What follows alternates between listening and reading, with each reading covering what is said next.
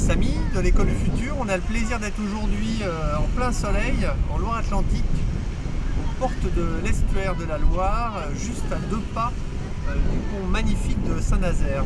Et on est là puisque on a lancé il y a quelques temps l'École du Futur en région Loire-Atlantique depuis Nantes. Et ça nous amène à venir dans le pays de Gilles, à Saint-Michel-Chef-Chef. Alors est-ce que tu peux nous dire un petit peu qu'est-ce qu'on a comme projet utopique ici? Oui, effectivement. Comme projet, on voudrait construire un observatoire pour observer le climat, la faune, la flore et éventuellement les étoiles. En fait, cet observatoire a la forme d'une pêcherie. Les pêcheries qui sont bien connues dans la région et qui sont utilisées pour justement pêcher tout ce qui peut passer dans le coin, les carpets, les et en fait, cet observatoire servirait non pas pour les écoles, et puis des étudiants ou des chercheurs pour justement analyser, faire des recherches qu'on peut faire sur ce sujet.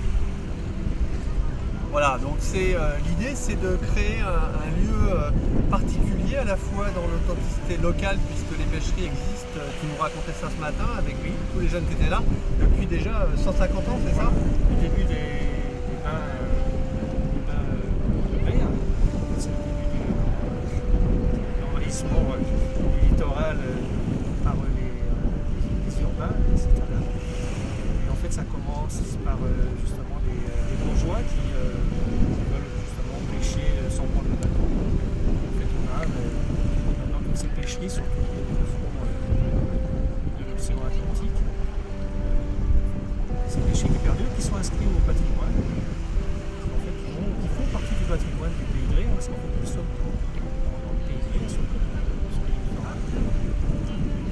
Voilà, et donc l'idée c'est d'avoir les pieds non pas dans l'eau mais au-dessus de l'eau, donc sur ces magnifiques maisons sur pilotis en fait, qui sont plantées directement sur les rochers de sable au niveau de l'océan, et de pouvoir effectivement faire découvrir aux jeunes le biotope, les différents aspects du vivant, les oiseaux, évidemment toute la faune aquatique avec l'ensemble des poissons, dont ceux qui sont pêchés et comestibles, mais également comprendre les enjeux autour de la météorologie, du climat, et de la qualité de l'eau et de l'air. Voilà.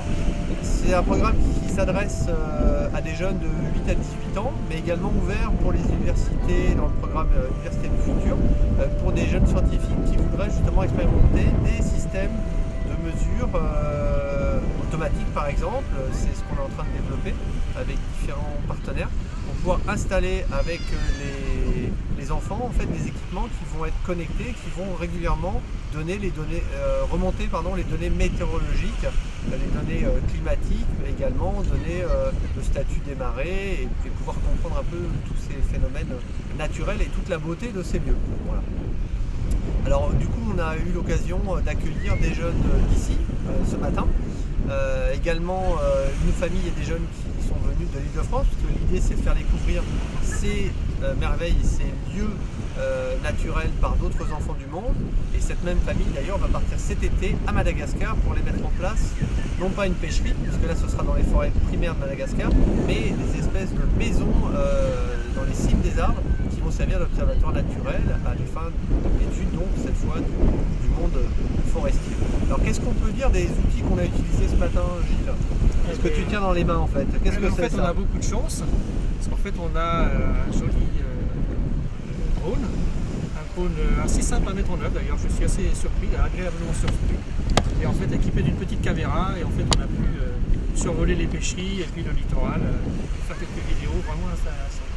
Donc effectivement un système assez étonnant. On a sur la face avant une caméra haute définition et puis 4 hélices qui, grâce à ce système donc, de pilotage avec une tablette numérique, permet d'avoir l'image captée par le drone et de pouvoir le piloter pour aller donc accéder à des zones qui ne sont pas accessibles. Non seulement une vue d'oiseau qui nous donne un peu de recul et nous permet d'apprécier la beauté globale des sites qu'on a pu observer grâce au drone.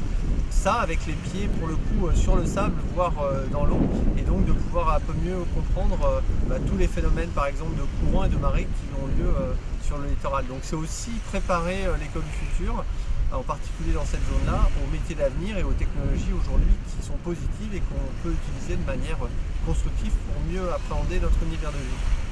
Voilà, bienvenue à vous et au plaisir de vous voir lors d'une de nos prochaines petites escapades en pays métropolitain, ou pour ceux qui auront la chance de partir avec nous sur des expéditions à l'autre bout du monde. À bientôt.